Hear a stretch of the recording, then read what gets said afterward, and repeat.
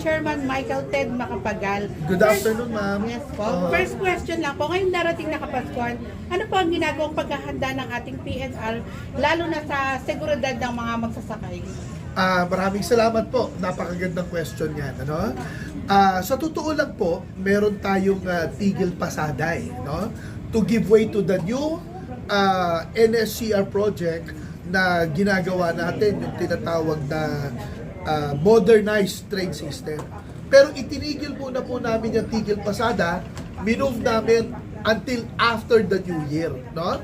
At ang masasabi naman namin, kahit natigil pasada yung Metro Manila, ililipat po natin ang mga trains natin sa Quezon, sa Albay, sa Bicol area, no? In the south. At doon tayo magpapatakbo ng mga tren.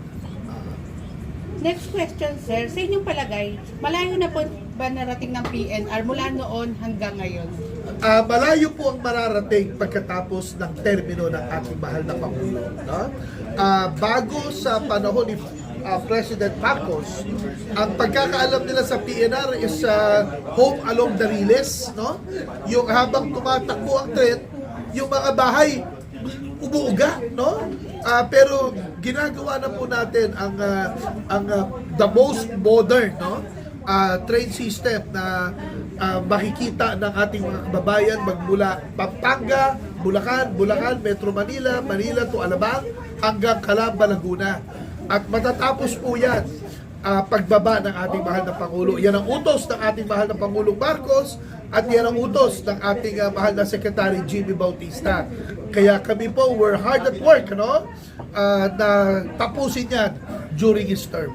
Yung improvement po ng PNR, how is it? Alam po ninyo, sa ngayon, ano, merong mga, of course, challenges, but there are also current improvements that we're doing.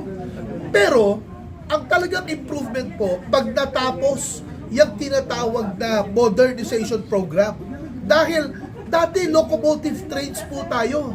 Ngayon, magiging electric trains na. No? At saka elevated ho yan. Dadaan yan sa ere, hindi naman ere, sa taas. No? At didiretso hanggang Metro Manila, bababa. At grade level, bababa sa subway. Tapos tataas na naman pagdating sa Alabang hanggang sa Calamba, Laguna. No? Ito pong ginagawa natin na train system na to, no? This is at par with world standards. Ngayon lang makakakita ang mga Pilipino na ng trend na para kang nasa Japan, para kang nasa China, para kang nasa Indonesia, para kang nasa Singapore, at para kang nasa Amerika at saka Europe, no? At yan po ay pinapatupad during the time of President Ferdinand Marcos and Secretary Jimmy Bautista ng DOTR. Ako naman po, pinipilit ko, no, na gawin ang lahat ng magagawa para sundin, no, ang order sa akin na yan. Yung marching orders nila sa akin. And sir, isinip ko lang po yung mga PWDs natin. Paano nyo naman po tinutulungan ng ating mga kababayan na PWD sa pagsakay ng tren? Magandang tanong po yan. Ano? Currently, meron kaming accommodation na ginagawa sa mga PWD. No? Pero kasama po yan sa modernization na gagawin namin, magkakaroon ng mga special areas kung saan sila ilalagay at pati rin sa mga istasyon, no? Kahit elevated yan, merong mga special elevators, no, na angkop para lamang sa kanila. At yan po ay ginagawa natin ngayon. It's part of the NSCR project. And sir, tanong ko lang rin po, yung sa mga sasakay nga po ng PNR, mga do's and don'ts. Well, hindi pa ho naman tapos yung NSCR project, ano? Pero ang binibigyan namin ng priority, yung tinatawag na safety, no? Unang-una nilalagyan namin ng mga harang, no? Yung mga platforms o plataforma para habang dumadaan ang tren, hindi pwedeng ang mga tao tumatakbo or crossing the tracks, ano? Kung hindi, ano sila, masasaktan sila, no? Yung safety po, yan ang priority natin. That's why we're building fences, we're building walls, and we're also making sure that there are barriers, ano, to protect our riding public. Diyan sa ginagawang NSCR project. Sir, tanong ko lang po, ito po bang station ninyo ito parang katulad dito or parang dun sa LRT? Kasi sa LRT, papasok pa siya ang mga passenger nakaantay. Kaya nangyayaring may tumatalon eh. Yun po siguro yung gusto niyang mangyari dun sa safety. Kasi po dito talagang safe kasi naghihintay, merong waiting station, place Area. dito area na pag nandito na, tsaka palang ano lang. Ganito po yan, ano, mas marami kasing istasyon ng una, gusto ko lang ipaliwanag na yung ginagawa natin, 147 kilometers po yan. No? Una.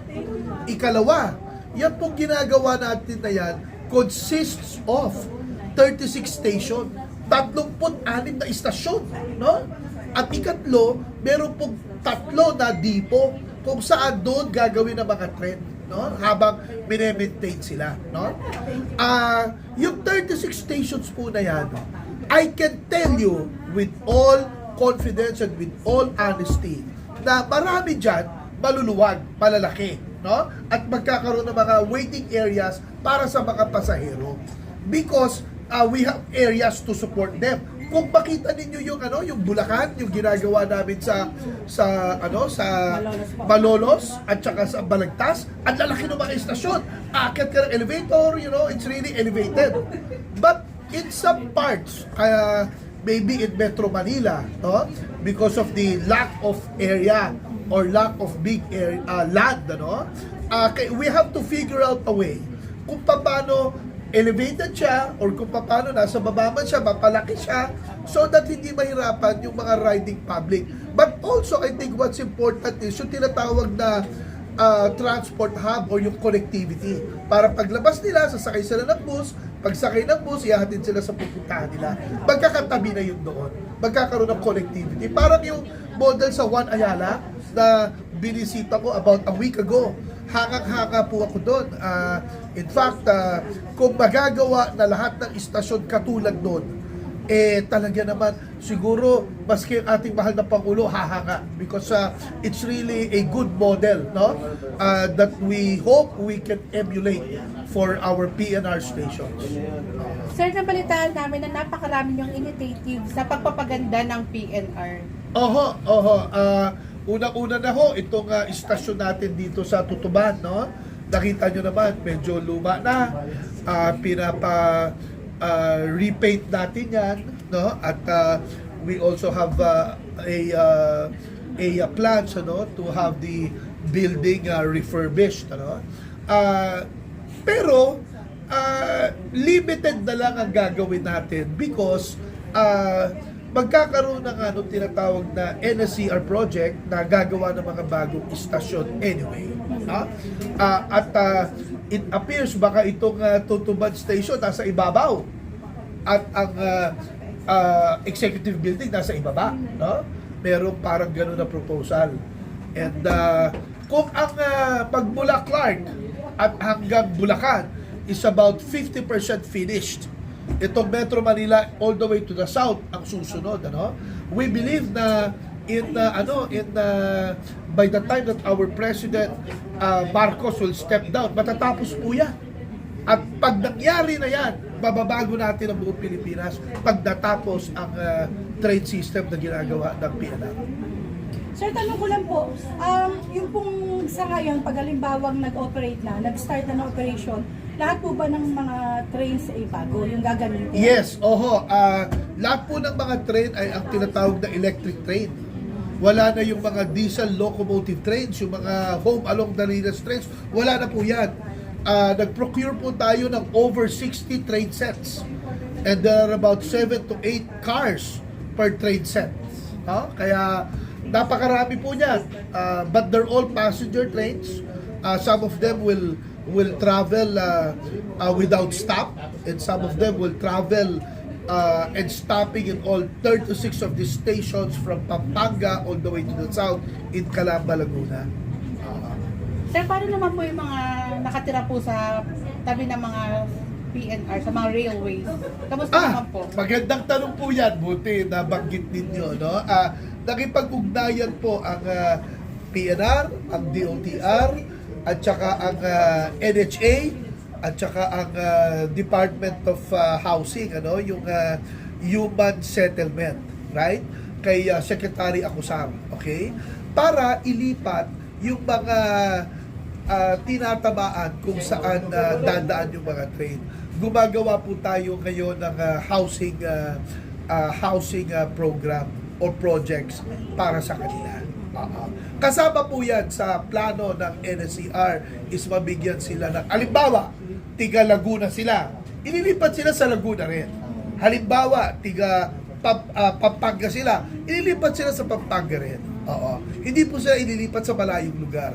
And yan po ang utos sa amin ng ating mahal na Pangulo, yan ang utos sa atin ng ating mahal na Secretary, at yan po ang pilit na ginagawa natin, no? Nakikipag-ugnayan tayo sa iba't ibang ahensya at also sa LGU, which is very critical in these conversations because it is the LGU who is really directly involved with the people. Sir, tanong ko lang po kasi kanina sinabi nyo nga magkakaroon ng parang subway.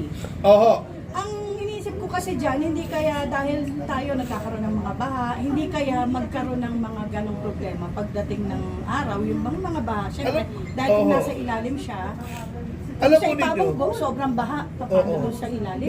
Magandang tanong yan. Alam po ninyo, ang consultant, ginagawa na ang subway ngayon sa Metro Manila. Alam naman ninyo, di ba? No? Ginagawa na po ang subway ngayon sa Metro Manila. Pag ginugel nyo yan or YouTube nyo, makikita nyo some of the stations and some of the tunnels, no, are already 20, 30 to 40% complete, no? Bakit ko nasabing I'm confident na hindi magkakaroon ng problema? Because ang ginamit po na technology dyan ay technology from Japan and from other countries. Bumabaha din sa kanila. In fact, sa Japan, pag bumagyo, ang mga tao namamatay dahil ang lakas. May tawag sila eh. Anong tawag nila sa bagyo nila sa Japan? Na pag namamatay? Oo. Tsunami yata. Kung tsunami yun, ano? Pero bakit nakakagawa sila ng mga tunnel, underground tunnel? No? It's only, I think, a matter of engineering marvel, no? Or engineering technology. And darating ang panahon, tayo mga Pilipino, makukuha natin yung technology na yan. But for now, and for the purpose of creating these tunnels and creating the subway and the train system, kailangan humingi tayo ng tulong sa mga technology sa mga karating bansa at sa mga allies natin in foreign countries. And sir, gusto ko lang rin po pala kayong pasalamatan dahil sa may idea rin po pala kayo na gusto niyo rin palang tulungan yung mga nakatira sa mga railways. Maraming salamat din po. Mahalaga po sa amin yan. Hindi kami papayag na ma-dislocate ang mga nakatira sa tabi ng mga railways. Ano? Kaya nga po, yan po ang actually una pa lang na ginawa po yan, pinrioritize na yan ng ating mahal na Pangulo at binibisita po yan ng ating mahal na Secretary Jimmy Bautista at nakikipag-ugnayan kami sa National Housing Authority para itatag o itayo yung lilipatan nila, yung mga housing projects na lilipatan nila. Mahalaga po yan sa amin, hindi po kami papayag na ma-dislocate ang mga kababayan natin. And lastly, sir, kindly invite our viewers po, yung mga kababayan natin, at tangkilikin ng PNR. Well, una, hihingi muna ako ng pasensya dahil magtitigil pasada sa Metro Manila by January 15. Intindihin lamang na sana natin lahat, lalo na mga riding public natin at mga kababayan natin, no, na ginagawa natin ito para sa kinabukasan at ng susunod na henerasyon. Kung hindi man para sa atin, sa mga anak natin at mga apo natin. Kaya natin binomodernize. Kasi kung hindi natin modernize, walang mangyayari sa bayan natin. No? humihingi ako ng pasensya. Pero, yung current o yung existing line namin, i-migrate yan o ililipat yan sa South, sa Lucena, sa Quezon, and Albay. And then, at the same time, pag natapos na po yung NSCR project natin, luluwag na ang buhay ng mga Pilipino at babaguhin natin ang ating bayan. Naniniwala ako dyan. I sincerely believe na we are on the path to revolutionize and change the face of the country. Please take it from me. Kasi nakita ko po ang itsura ng mga istasyon at nakita ko po sa ibang bansa kung paano ang traffic na solusyonan because of the train system. Magagawa ko, kaya nilang gawin. Kaya rin natin gawin yan sa Pilipinas. Maraming salamat sa pagpapaunlak sa interview, Chairman Michael Ted R. Makapagal, and Merry Christmas po. Maraming salamat. Merry Christmas po sa inyong lahat. Happy New Year. Ito po ang inyong lingkod, Chairman Mike Makapagal, alias Super Mike, no? Of the Philippine National Railways. Ako po ay tiga-Olonga po. Ako po ay isang lingkod bayan at hamak na tiga-probinsya, pero maipagmamalaki ko po na dala-dala ko sa Maynila ang values, ano, at ang natutunan ko sa aking mga magulang, kaya pipilitin ko po na maisakatuparan ang pangarap nating lahat na magkaroon tayo ng isang train system na may pagmamalaki natin sa buong mundo. Maraming salamat po. Magandang araw sa inyo. Thank you and congratulations, Thank sir. you. Thank you. Thank you, sir. Thank you, sir.